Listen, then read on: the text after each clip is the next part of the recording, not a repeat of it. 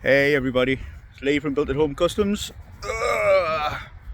Not the nicest of days, but well, we decided to bring you a nice little surprise, or is it a surprise? I don't know. But one final video. And the reason for that is, well, where are we? We're at sunny South Shields. Weather's poop, but hey ho, here we go. Just do the dramatic pan round shot. Everybody wonders why I love living in Sunderland. This is what our coastline's like all the time, beaches and everything. And of course, really cool cars. Here we have the only one in the UK, a 1966 Ford Rancho wagon. I'm sorry, but the wind's battering the hell out of me, but we'll try and do our best anyway. She's now done, finished, ready for its next owner. Like I say, the only one in the UK. She's on here. Paintwork is immense. You can see in the reflections there. Look, there's my reflection. That's how good the paintwork is. Real genuine pinstriping. None of this transfer palaver that you get on modern day cars. That's real craftsmanship paint.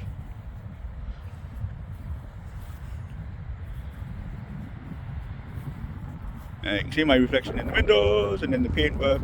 Paintwork is absolutely amazing. Shout out to Works Wash Detailing. They came out to my house yesterday to do all this cleanup of the paint. And to be honest, it's been on my drive for 2 years because it's too bloody big to get in my workshop, and the skyline's in there at the minute anyway. But look at the gleam on that paintwork. It came out of the house and I was truly amazed at how well this car's come up.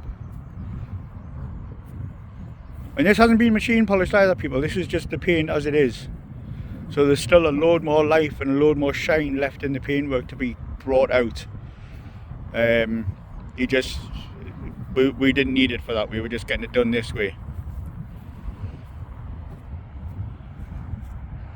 So, quick spec of the car. It's right-hand drive, so it's mint on UK roads. It's a 1966 Ford Ranch wagon. It's actually a Galaxie Ranch wagon, but you know the signs say Ranch wagon. Extreme close up, 2 seconds. There we go. As you can see, look at that reflection, man. That's mint. She's on air, front and rear. Okay, not side to side, hop you up and down, but it raises it up and down and just slams on the deck, as you can see there. Everything electrical in this car is new. It came to me from Guy Blakeburn, who owned the car. Been to a few places and they just couldn't figure out the issues with the wiring. The car has a modern 330 turbo diesel BMW motor in and 1960s wiring. Two didn't work, basically. To give you an idea, this entire car was on 4 glass fuses. Not even ceramic. The old-fashioned glass fuses, 4 of them, supplying power to the whole car. It just couldn't cope. It didn't like it, and everything like that. Came to me on a whim, bloody Facebook post of all things, and I said, "Oh, do this. It's easy, man." Then the car arrived, and then that was it. 2 years to rewire it.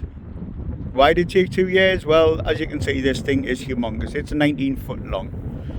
I've got a big garage at home, but as most of you will know, the skyline's in there, ready to get rebuilt as well. So I couldn't take the skyline out, and this wouldn't fit in my garage. Well, it would, but I wouldn't be able to walk around it or get my desks in or anything like that. The workbenches would have to come out the lot.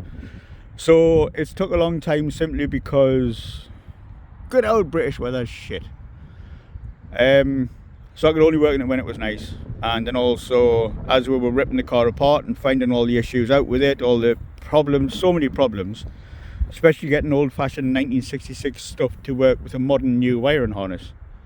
But we have all new modern electrics in it now, even to the point it has a proper fuse box now with actual blade fuses, not ceramic glass ones.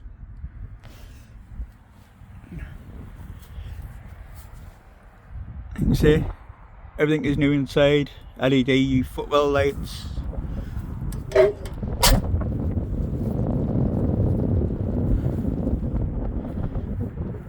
So much room. This car is so cool. You can't own a car like this but not expect to get heads turned around. Believe it or not, even though I'm in the middle of nowhere, I've had to stop doing this video 4 times already and reshoot it because of people pulling up. I mean, the road's over there. People are driving over here to say, wow, what's the car? It is definitely a car that gets you noticed, and then some. It's unbelievable. We'll just walk around here and then I'll show you the engine and everything. Like I say, all new electrics. So we changed all these because you'll know American cars don't have ambient indicators. So we've changed them all. Custom made the lenses so they're orange. We have twin side lights and twin brake lights just because it looks really cool instead of 1 in 1. So look at the reflection in that paint. And you can see me. I can literally do me hair, and I'm like 1.5 meters away from it. Again, LED headlights. Well, LED side light bulbs, which is all you need. There is 4 headlights, and again these are twin as well, so all 4 light up, not just 2 and then 2 high beam. All 4 light up as normal lights, and then all 4 light up as high beams. Let me just lift this for you, so excuse the noise a second. It's honestly too heavy to do one-handed. But night prowler, bit graffiti. Not my kind of thing, but obviously it's kind of cool for the car. But you could just repaint that black if you wanted to. It's up to you. Beautiful scallop panels, Galaxie. Flames up there. The flames up there. Credit to the original builder, which is Mark Huxley. I've known Mark for an awful long time through the drifting. Obviously I took your work and then take it up a little bit further, Mark. Modern BMW M57 engine. This is a 330 turbo diesel with the gearbox on it as well. It's on a House of Torque ECU, so that's about stage 1. I hate using stages, I don't believe in it, but it goes well. I think there's a mild hybrid on there from what we understand. We're not 100% confirmed, but you can see all the custom intercooler and everything on the front there. And there's some extra fans for cooling if it really gets hot, but to be honest, I've run around with this thing for weeks and it never gets warm. It's absolutely lush. It just goes and does what it needs to do, and that's it. All the electrics are tucked, as you can see. There's no wiring except just down to the back of the lights and just down to the back of the lights there. And obviously the new wiper board, that's it. Believe it or not, that's out of a brand new Astra. Modern electronics. The whole car's been wired from front to rear.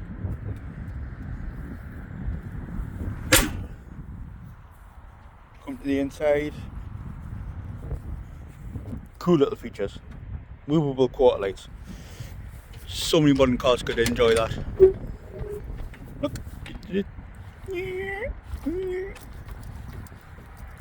I don't know why, it's just simple things like that make me think it's absolutely brilliant.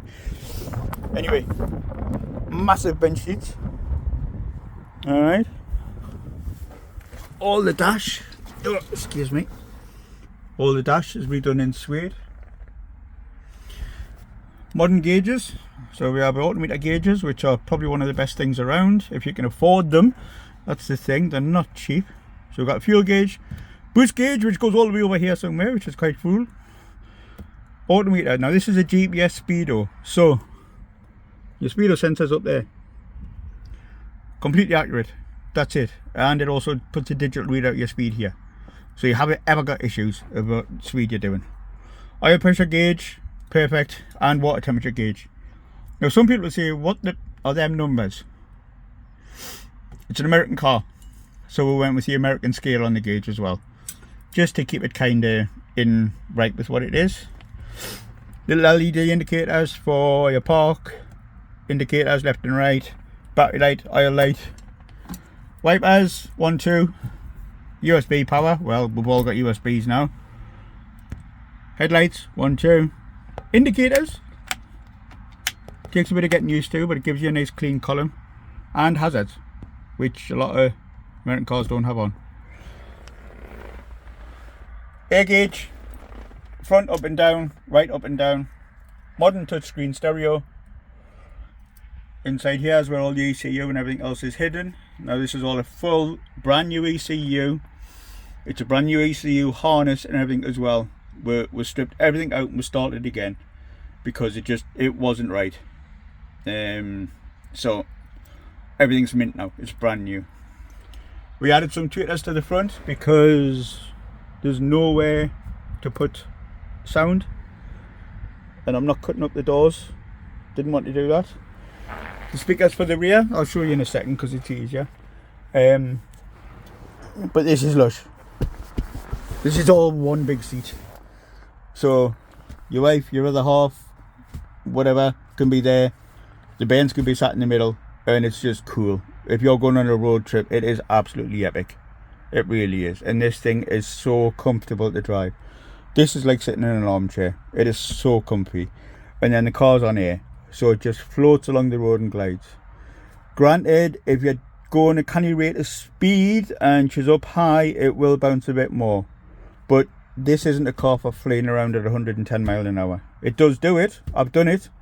But it's not that kind of car. It's more for chilling, cruising and looking really, really cool. Which you do no matter what.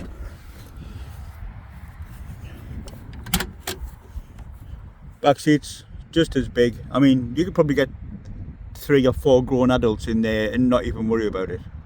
Be no pushing and shoving, saying move and this, that and the other. Rear window, which is rather cool. It's an interesting way, this. So this is locked, but I've opened it for now.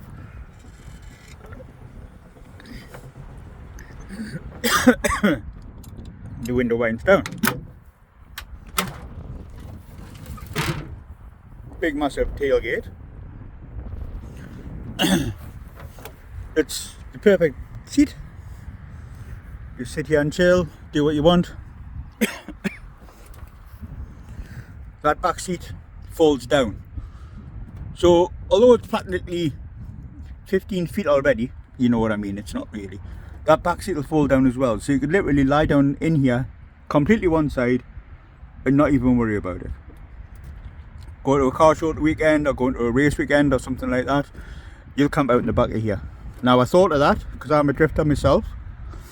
So 12 volt fridge will go in there, standard cigarette lighter plug, and there's USB power points there. Nice separate power point. So if you want, you could literally camp out in this at a race weekend while you're racing your car. Still have room for all your wheels, your toolbox and everything else like that, and still have enough space to lie down there. And if you don't like the big heavy tailgate drop down thing, you can always open it instead. It's mint. Good old American rock solid engineering. Now the thing is, which is again good old American engineering, if this window's up,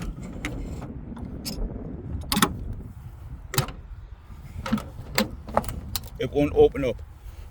It stays locked in.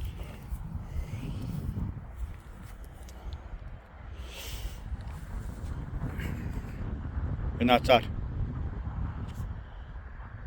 The thing is, if this window's up, as you can see like that, it won't open. It does help if I close it like I just did before and it didn't actually work. Well, there you go. It's a new boot lid. It's new locks, everything else like that. Can't be perfect all the time, guys, sorry. I'm still new at this YouTube thing. But anyway, so it's UK registered, so you've got no problems there. That's a tow bar. So inside the boot, there's a big long tow bar block that locks into there, puts a pin through and it locks in. And then this thing will tow whatever you want to do. There's also a rear view camera up there, I don't know if anybody noticed, but there is. So there's a little switch on the dash because there's no reverse lights, typical American thing. But you can put the camera on so you can see where it is. There we go. One absolutely amazing, one of a kind, and one off in the UK, 1966 Ford Galaxie branch wagon. And right hand drive. Now the only thing whoever buys this car will have to know, don't expect not to get noticed.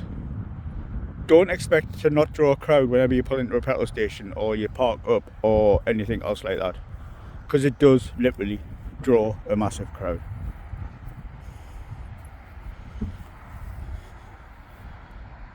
But at least this is finished and I'm done. So now I can get home, get this off to its new owner, whoever it's going to be, and I can start in the Skyline, which is what this channel was all about. Thanks for watching, people. B.A.H. Customs. Give it a like, give it a share, give it a subscribe, because we're going to start the Skyline next, and that's going to be a whole other world of nonsense. R33 Skyline, caged, drift lock, drift setup, street car, but with a fully forged Toyota Supra 2JZ and a BMW 8-speed automatic with a clutch pedal. It's going to be an interesting time and an interesting build.